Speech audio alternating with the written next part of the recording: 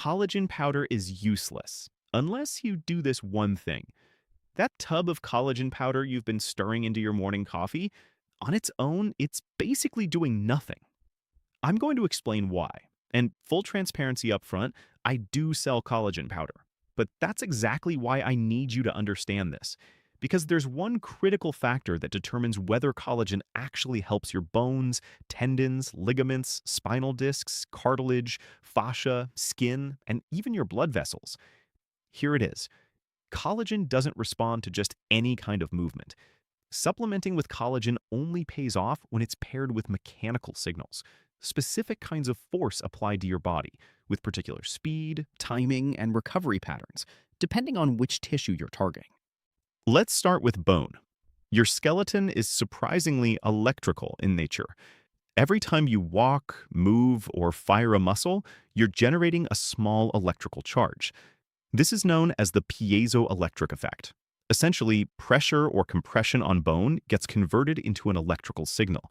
And that signal is what tells your body to actually use the collagen you're consuming. Without movement, without that electrical trigger, a sedentary lifestyle turns your collagen supplement into nothing more than expensive urine. Here's a wild comparison. Take a bedridden hospital patient and measure their bone density loss. It happens faster than what astronauts experience in zero gravity. Astronauts lose roughly 1 to 2% of bone density per month while floating in space. Bedridden people lose that same amount in a single week. Inactivity accelerates physical decay dramatically. I have a personal example. The summer after my senior year of high school, I broke my lower leg and had it casted for about 4 to 6 weeks. My calf was completely immobilized that whole time. When the cast finally came off, I looked down and thought, where did my calf go? The muscle had basically wasted away to nothing. Why? Because without mechanical movement, there was no electrical stimulation reaching the collagen in my muscles and joints. This is crucial for anyone dealing with arthritis. When you move an arthritic joint through certain ranges of motion, it hurts. And that pain is your body's way of saying, stop, don't move. But here's the cruel irony. That lack of movement is exactly what prevents collagen from rebuilding the joint, ligaments, and cartilage. Pain blocks motion, and lack of motion blocks healing. It's a vicious cycle. But the single most damaging habit, even worse than arthritis-related stillness, is prolonged sitting. I know this because I lived it. For years, I battled joint issues simply because I wasn't moving my joints enough, and eventually, I developed arthritis throughout my body. That experience pushed me to dig deeper and find solutions I'll share with you shortly. Back then, I was the textbook example of bad habits. Up at 4 a.m., parked at my desk until 5, 6, sometimes 7 p.m., then off to bike for exercise. Even that wasn't enough to counteract all those sedentary hours. The reason I'm laying all this out is because so many people think popping a collagen supplement will magically fix their joints. It won't, not by itself. You need collagen and the right mechanical signals to direct that collagen where it's needed. And the reverse is true too.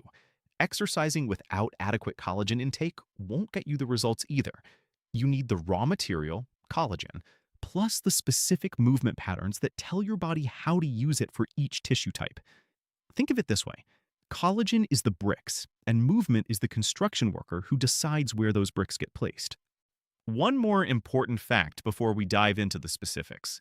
Collagen makes up about 30% of all protein in your body.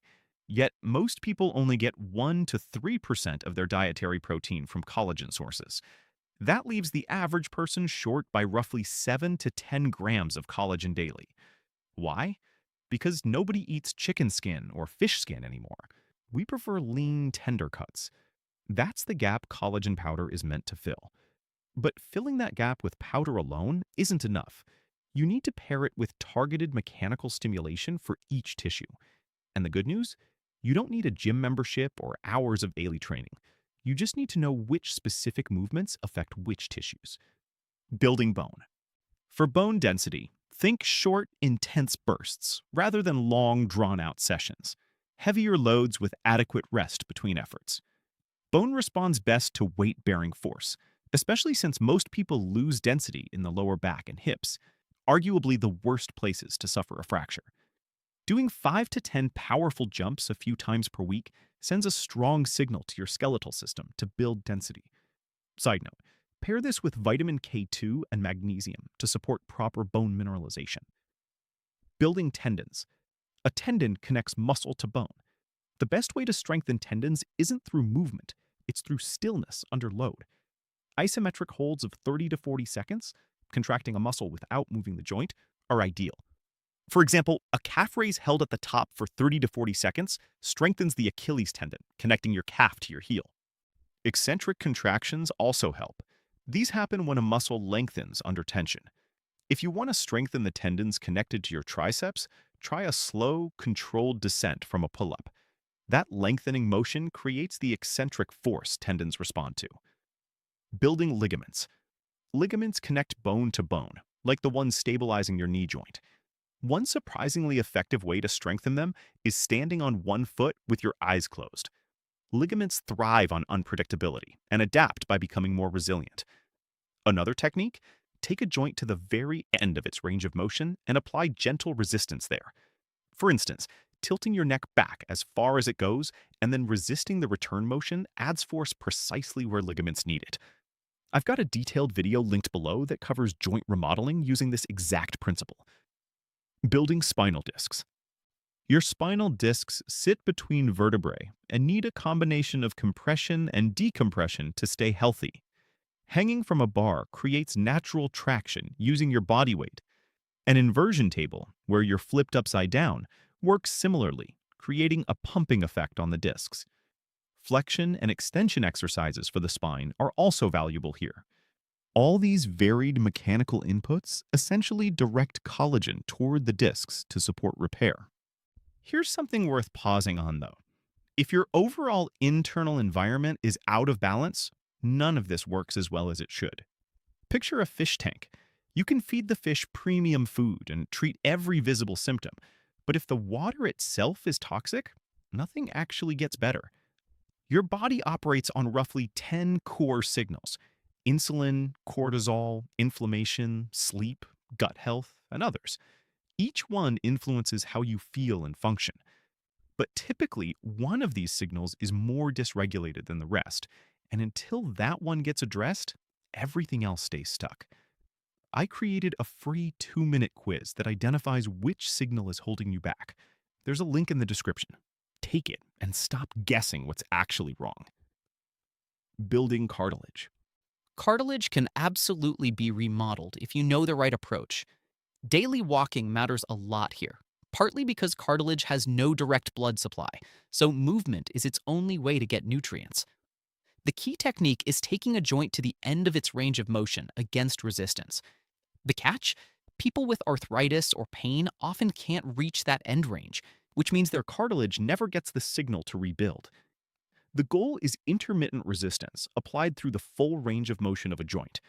Whatever joint feels stiff or restricted, this is the approach: pumping motion combined with reaching full range of motion repeatedly. Building fascia. Fascia is the connective tissue web that gives your body its overall structural shape. To strengthen it, you need movements involving twisting, extension, and rotation, essentially fascia stretching.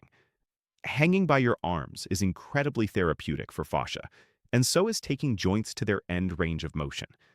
Again, every one of these movements acts as an instruction, telling collagen exactly where to go and what to rebuild. Building skin. Skin responds strongly to stretch and movement, which ties closely into emotional expression. Smiling, making facial expressions, going through a full range of emotions. All of this creates movement in your face that activates collagen there. Chewing matters too. Modern diets favor soft, tender foods, so we chew far less than previous generations did. Combine that with people who simply don't use expressive facial movements, and you get reduced collagen activation in facial tissue.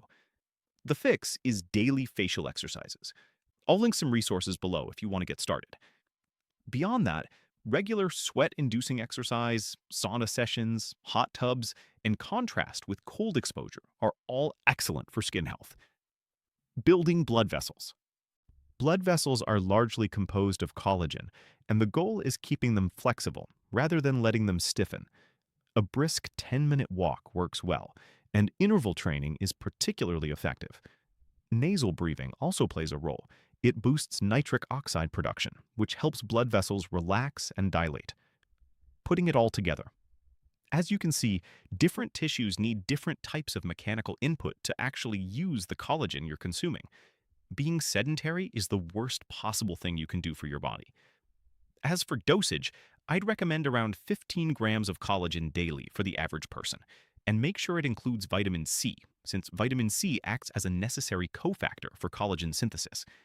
Think about scurvy, a severe vitamin C deficiency. The hallmark symptom is connective tissue breakdown. That connection between vitamin C and collagen is well established. One more practical tip. Try taking your collagen powder 30 to 60 minutes before a workout.